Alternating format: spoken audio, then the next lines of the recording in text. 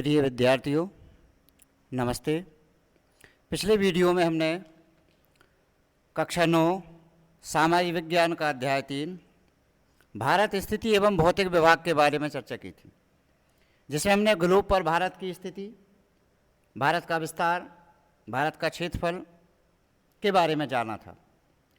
उसी के अगले चरण में हमने भारत के 5 भौतिक विभागों में पहला उत्तरीय पर्वतीय प्रदेश के बारे में जाना था कि उत्तरीय पर्वतीय प्रदेश, जिसको हम हिमालय पर्वत के बारे नाम से जानते हैं, यह भारत की उत्तर दिशा में है, धनुषाकार आकृति में है, लगभग 2400 किलोमीटर लंबा है, चौड़ाई उत्तर में लगभग 400 किलोमीटर और पूर्वी की ओर धीरे धीरे कम हो जाती है, जो लगभग 150 किलोमीटर बचती है। यह 3 समानांतर श्रेणियों में स्थित है।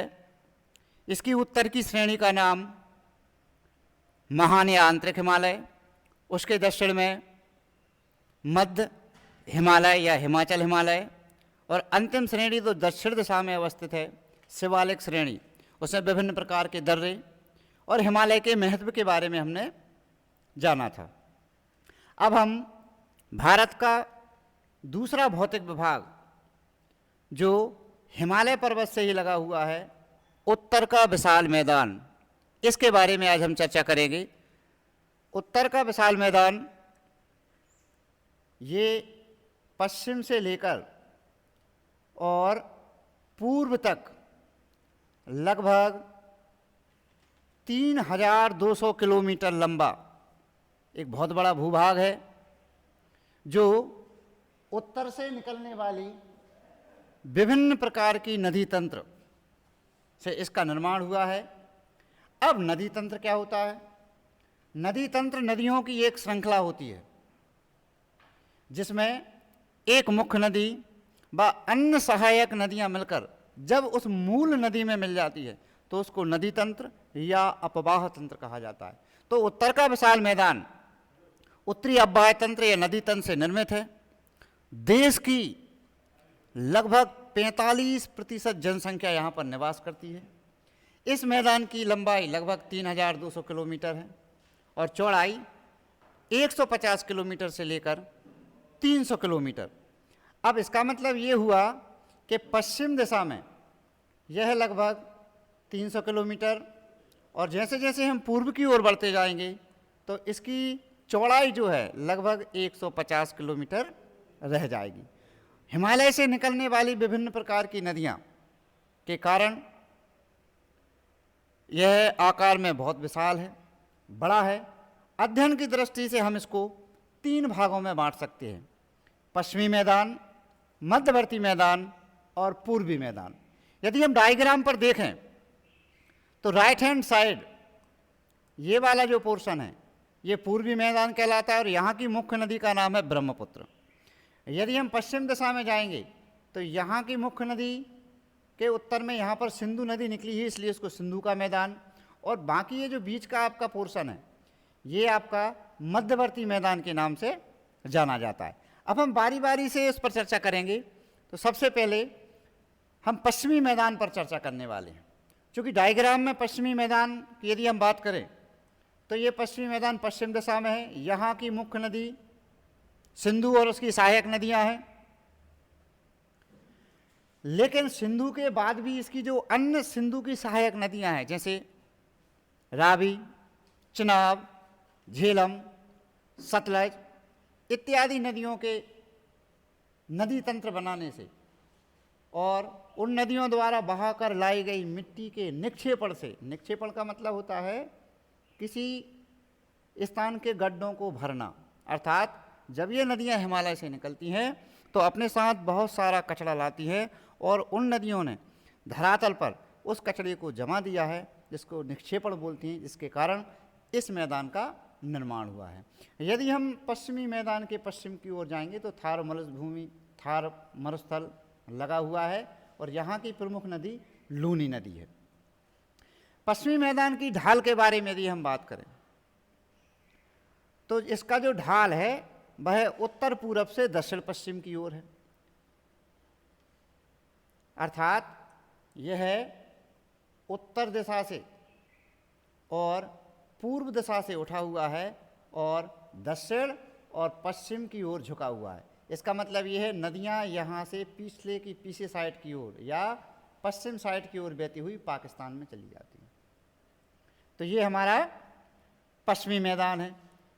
यदि हम इसकी लंबाई की बात करें तो लगभग 1150 किलोमीटर लंबा है और इस पूरे मैदान को चूँकि सिंधु और उसकी सहायक नदियों द्वारा निक्षेपण से इसका निर्माण हुआ है, इसलिए इस मैदान को सिंधु का मैदान कहा जाता है।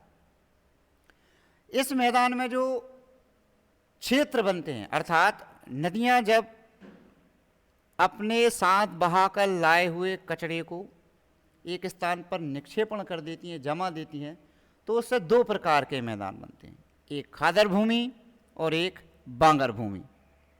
अब खादर और बांगर में यदि हम बांगर का अर्थ समझ लें तो खादर का अर्थ अपने आप क्लियर हो जाता है। बांगर अर्थात बूढ़ी, मतलब जो पुराने मैदान। खादर उसका अपोजिट हो गया, अर्थात जो नए मैदान। बांगर स्थान ऐसे होते हैं जो बहुत पहले जिनका निर्माण होता है, इनकी ऊंचाई भी अधिक होती है, जल स्तर काफ़ी नीचे पाया जाता है और इसके अपोजिट में आप जितना भी कर देंगे तो वो खादर भूमि की विशेषताएं बन जाएंगी।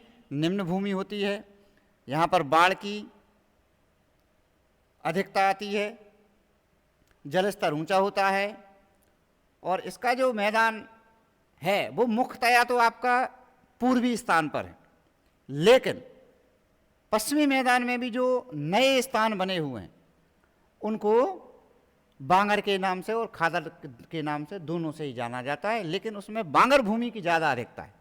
यदि हम मध्यवर्ती मैदान की बात करें तो मध्यवर्ती मैदान की मुख्य नदी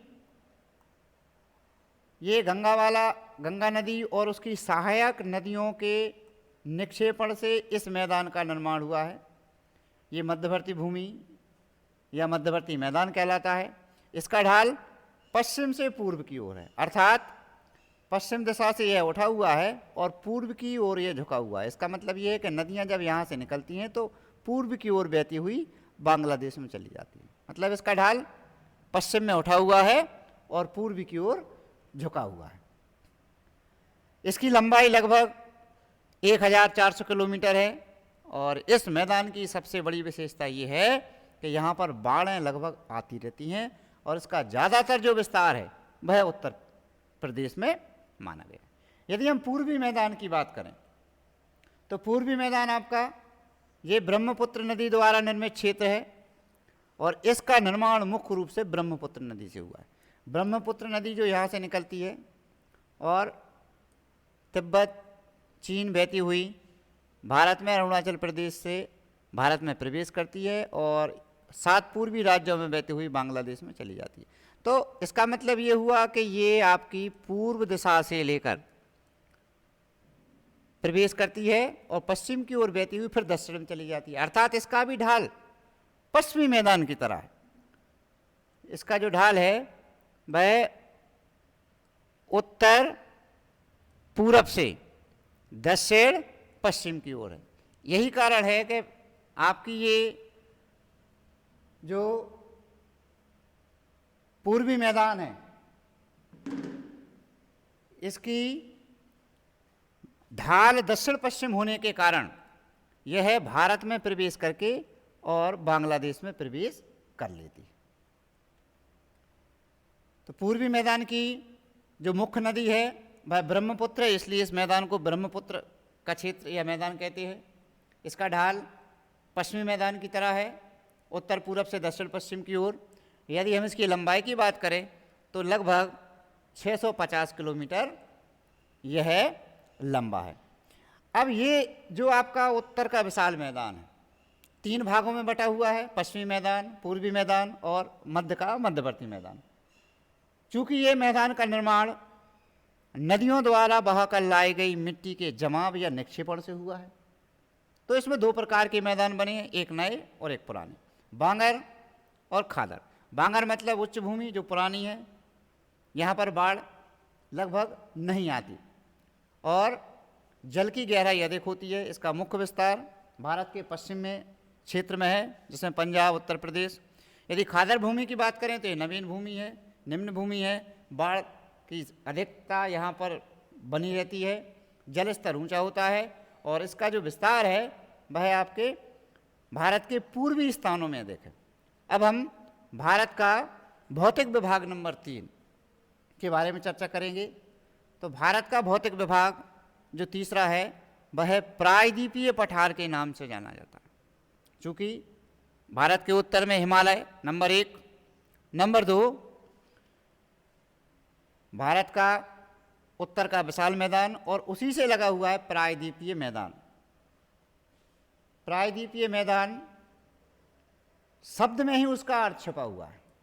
प्रायद्वीप का मतलब होता है एक ऐसा भूभाग जो त्रिभुजाकार हो और 3 ओर से पानी से घिरा हुआ हो, ऐसा भूभाग या ऐसा भूखंड प्रायद्वीप पठार या प्रायद्वीप भूमि कहलाती है। चूंकि यह पठारी हिस्सा है इसलिए इसका नाम प्रायद्वीपीय पठार है।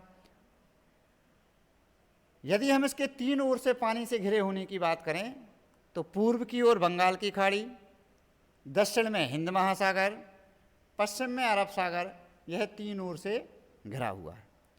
ऐसा माना गया है कि प्रायद्वीपीय पठार गोंडवाना लैंड का ही एक भूभाग है जो अत्यंत कठोर चट्टानों से बना हुआ।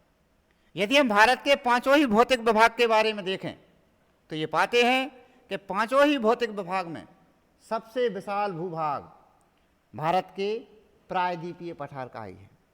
अध्ययन की दृष्टि से यदि हम प्रायद्वीपीय पठार की चर्चा करें तो यह मुख्य रूप से 2 भागों में विभाजित है।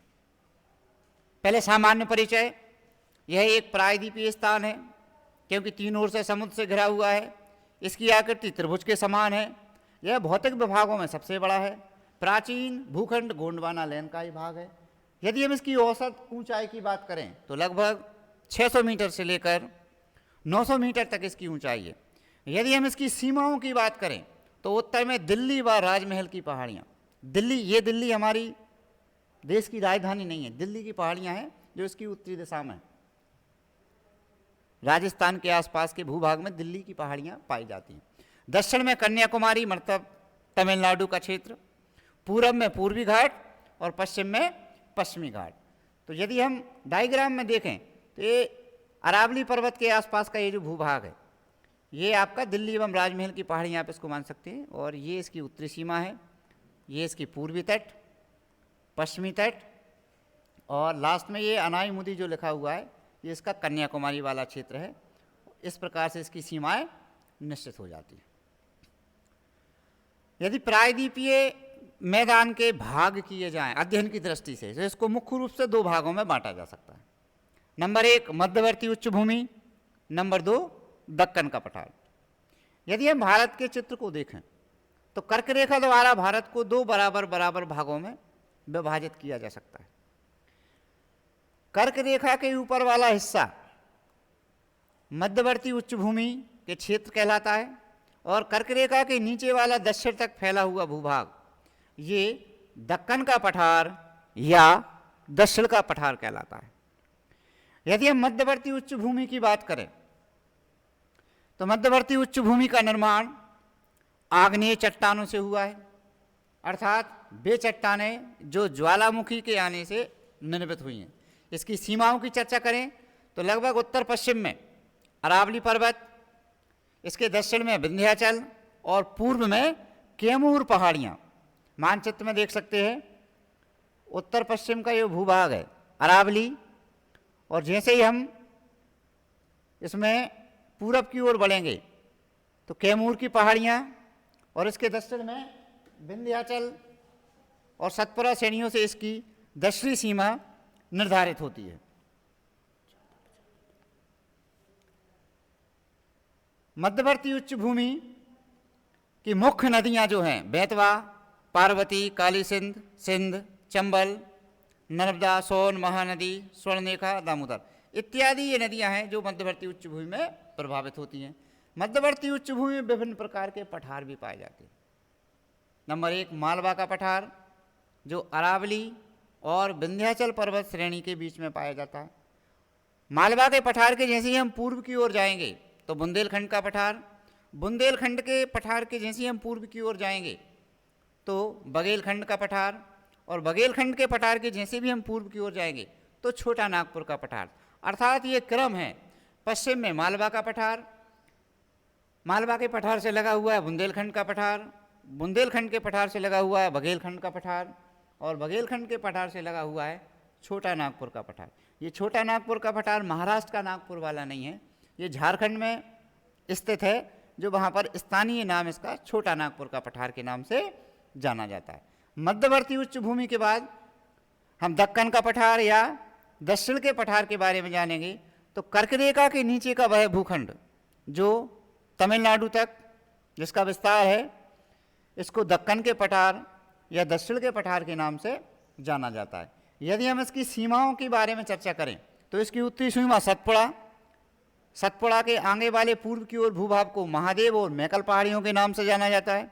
दक्षिण में कन्याकुमारी जो तमिलनाडु है, पूर्वी सीमा पूर्वी तट और पश्चिमी सीमा पश्चिमी तट द्वारा इसकी सीमाओं का निर्धारण होता है।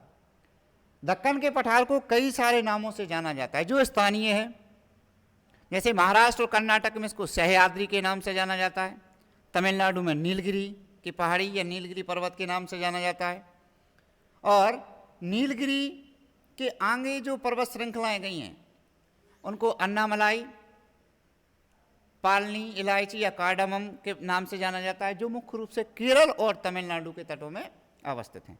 इसमें मुख्य रूप से जो पर्वत श्रृंखलाएं हैं वो महाराष्ट्र में महाबलेश्वर और अनाईमुदी आपकी तमिलनाडु की पर्वत श्रृंखला है। यदि हम दक्कन के पठार की बात करें तो दक्षिण भारत की सबसे ऊंची सर्वोच्च शिखर अनाईमुदी है। ये दक्षिण में आपको त्रिभुज नाम का दिखाई दे रहा होगा, ट्रायंगल बना हुआ है, त्रिभुज का ये सिंबल, ये त्रिभुज का जो सिंबल है ये पर्वत की चोटी को दर्शाता है और इसकी ऊंचाई लगभग 2695 मीटर है। इसमें विभिन्न प्रकार के दर्रे हैं। पश्चिमी तट पर यदि हम इसको देखेंगे तो भूरघाट, पालघाट, भूरघाट और थालघाट, ये 3 दर्रे यहाँ पर हैं, जिसके कारण इस पश्चिमी तट को या पश्चिमी दक्कन के पठार को पार आसानी से किया जा सकता है। उत्तर में थालघाट, भूरघाट और बिल्कुल लास्ट में पालघाट। यदि हम प्रायद्वीपीय पठार के महत्व की चर्चा करें तो चूंकि संसार में पाए जाने वाले तमाम प्रकार के खनिजों का जो भंडार स्थल है वह पठारों को ही माना गया है, तो इस प्रकार से कहा जा सकता है कि भारत में खनिज पदार्थों की असीमित जो भंडार हैं वो प्रायद्वीपीय पठार के कारण है। इसमें भारत में लगभग सभी प्रकार के खनिज पदार्थ पाए जाते हैं, लेकिन कौन कौन से राज्यों में कौन सा खनिज पदार्थ अधिक पाया जाता है उसके बारे में देखें तो सोना कर्नाटक, मैग्नीज, हीरा, चूना पत्थर और संगमरमर मध्य प्रदेश जो कि प्रायद्वीपीय पठार में ही आता है, कोयला पश्चिम बंगाल और तेलंगाना में, लोहा बिहार और उड़ीसा में, काली मिट्टी महाराष्ट्र में। काली मिट्टी सबसे महत्वपूर्ण मिट्टी मानी गई है कपास उत्पादन के लिए, इसलिए इसको कपास वाली मिट्टी के नाम से भी जाना जाता है। चूँकि प्रायद्वीपीय पठार भारत के दक्षिण में है, समुद्र लगा हुआ है, यहाँ पर बहुत सारे स्वास्थ्यवर्धक स्थल भी हैं, ऊटकमंड, पचमढ़ी और महाबलेश्वर। इस प्रकार हम ये कह सकते हैं कि प्रायद्वीपीय पठार का भी भारत की आर्थिक स्थिति में और औद्योगिक विकास में बहुत महत्वपूर्ण योगदान माना गया है। यदि हम प्रायद्वीपीय पठार के बाद देखें तो प्रायद्वीपीय पठार के पूर्वी और पश्चिमी भूभाग के बाद समुद्र के बीच का जो भूभाग है, जो तट हैं, वो तटीय प्रदेश कहलाते हैं, जो कि हमारा चौथा भूभाग या चौथा भौतिक विभाग या भौतिक प्रदेश कहलाता है। यदि हम चित्र में देखें तो कर्क रेखा के नीचे का वह भूभाग जो 3 ओर से समुद्र से घुरा हुआ है और बीच का भूखंड जो प्रायद्वीपीय पठार है, अर्थात प्रायद्वीपीय पठार और समुद्र के बीच का भूखंड जो भारत में स्थित है जिसमें से प्रायद्वीप पठार में से विभिन्न प्रकार की नदियां निकलने के कारण उनके द्वारा निक्षेपण करने से जो दोनों ही तटों पर मैदान का निर्माण हुआ है, उनको हम पश्चिमी तट और पूर्वी तट के नाम से जानते हैं। पूर्वी तट बंगाल की खाड़ी से लगा हुआ है। यदि हम राज्यवार स्थिति देखें तो दक्षिण में तमिलनाडु से लेकर और पूर्व में पश्चिम बंगाल तक इसका विस्तार है। यदि हम पश्चिमी तट की बात करें तो ये पश्चिम दिशा में है और अरब सागर से लगा हुआ है, तमिलनाडु या केरल से लेकर उत्तर में गुजरात तक इसका विस्तार है। अब हम दोनों ही तटों पर बारी बारी से चर्चा करेंगे, लेकिन उसके पहले यदि आप चित्र को देखें तो चूंकि पश्चिमी तट आपको सकरा दिखाई देगा और पूर्वी तट चौड़ा दिखाई देगा। पश्चिमी तट अरब सागर के सहारे है, इसका विस्तार गुजरात से लेकर केरल तक है। यह सकरा है। इसके स्थानीय नाम मतलब इसको कौन कौन से नामों से जाना जाता है? कोंकण तट इसका उत्तरी भाग, मालाबार तट इसका दक्षिणी भूभाग, यह दक्षिणी नाम है। इसमें छोटी नदियां प्रभावित होती हैं और वह एस्चुरी या ज्वारनदमुख का निर्माण करती हैं। भारत की नर्मदा और ताप्ती यहाँ की मुख्य नदियां हैं जो यहाँ पर ज्वारनदमुख का निर्माण करती हैं या एस्चुरी का निर्माण करती हैं।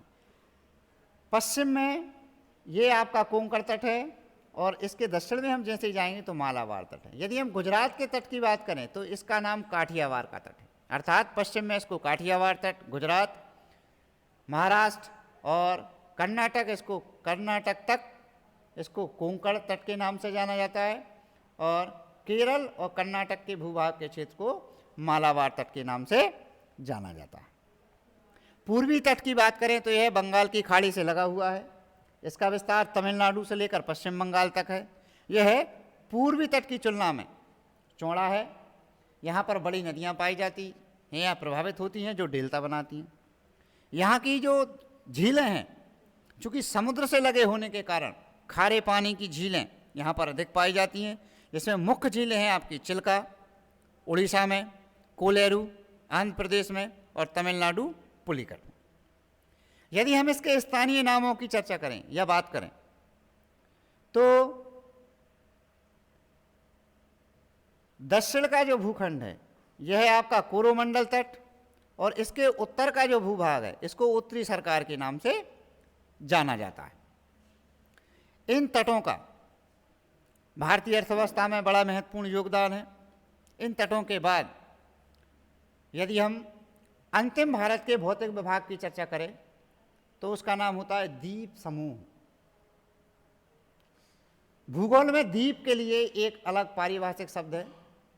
द्वीप का मतलब होता है एक ऐसा भूखंड जो आकार में छोटा हो और चारों ओर से जल से घिरा हो, वह द्वीप कहलाता है। उसी प्रकार महाद्वीप एक ऐसा भूखंड जो आकार में बड़ा हो और चारों ओर से पानी से घिरा हो, महाद्वीप कहलाता है। प्रायद्वीप का अर्थ आपको बता दिया, एक बार पुनः सुने। एक ऐसा भूखंड जो तीन ओर से पानी से घिरा हो, प्रायद्वीप कहलाता है। अब आप इसका अपोजिट कर दीजिए। एक ऐसी आकृति जो पानी को तीन ओर से घेरती हो, वह खाड़ी कहलाती है। तो हमारा अंतिम भौतिक विभाग है द्वीप समूह। चूंकि भारत के पूर्वी तट में या पूर्व में बंगाल की खाड़ी है और पश्चिम में अरब सागर है, इन दोनों ही स्थानों पर छोटे छोटे द्वीप हैं जिनको द्वीप समूह के नाम से जाना जाता है। अंडमान निकोबार द्वीप समूह भारत के पूर्व में बंगाल की खाड़ी में अवस्थित हैं, जिनका निर्माण ज्वालामुखी उद्भेदन से हुआ है और इनकी संख्या लगभग 300 है, अर्थात छोटे मोटे मिलाकर सभी प्रकार के लगभग 300 द्वीप समूह हैं जिनके संगठित रूप को अंडमान निकोबार द्वीप समूह कहा जाता है। यहाँ पर विभिन्न प्रकार की वनस्पति पाई जाती है। भारत की सुरक्षा की दृष्टि से या जल व्यापार की दृष्टि से या नौसैनिक की दृष्टि से इन द्वीप समूह का बड़ा महत्व है। लक्षद्वीप की तुलना में अंडमान निकोबार द्वीप समूह बड़े हैं, जो बंगाल की खाड़ी में अवस्थित हैं। अंडमान निकोबार द्वीप समूह बंगाल की खाड़ी में स्थित हैं। इनकी उत्पत्ति ज्वालामुखी उद्भेदन से हुई है। इनकी संख्या लगभग 300 है। यदि हम क्षेत्रफल की बात करें तो इन समस्त द्वीपों का क्षेत्रफल लगभग 8,249 वर्ग किलोमीटर क्षेत्रफल पर यह फैले हुए हैं। यदि हम लक्षद्वीप की बात करें तो लक्षद्वीप भारत के पश्चिम में अरब सागर में स्थित हैं, जो केरल के तट से लगे हुए। इनका निर्माण प्रवाल भित्ति के रूप में हुआ है। अब प्रवाल भित्ति क्या होती है? प्रवाल भित्ति या मूंगे की चट्टान, इनको एटाल द्वीप के नाम से भी जाना जाता है। मूंगा या प्रवाल समुद्र में पाए जाने वाले विभिन्न प्रकार के जीव जंतु होते हैं, जिनकी मरने के उपरांत अर्थात जब वह जीव मर जाते हैं तो समुद्र तल पर एक के ऊपर एक स्थित होते जाते हैं, स्थापित होते जाते हैं। जिस प्रकार विभिन्न कठोर प्रकार की चट्टानों का निर्माण होता है, जिनको मूंगे की चट्टान या प्रवाल भित्ति के नाम से जाना जाता है। लक्षद्वीप का क्षेत्रफल अंडमान निकोबार द्वीप समूह के क्षेत्रफल से कम है। यह आकार में छोटे हैं, इनकी संख्या भी कम है। तो हमने आज के वीडियो में भारत के भौतिक विभागों के बारे में चर्चा की। भारत के मुख्य रूप से 5 भौतिक विभागों में विभाजित किया गया है।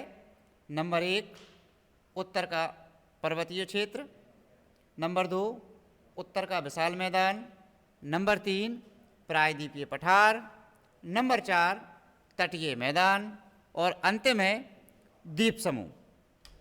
अगले वीडियो में हम भारत में बहने वाली विभिन्न प्रकार की नदी तंत्र, नदियाँ और अपवाह तंत्र के बारे में जानेंगे। तब तक के लिए धन्यवाद।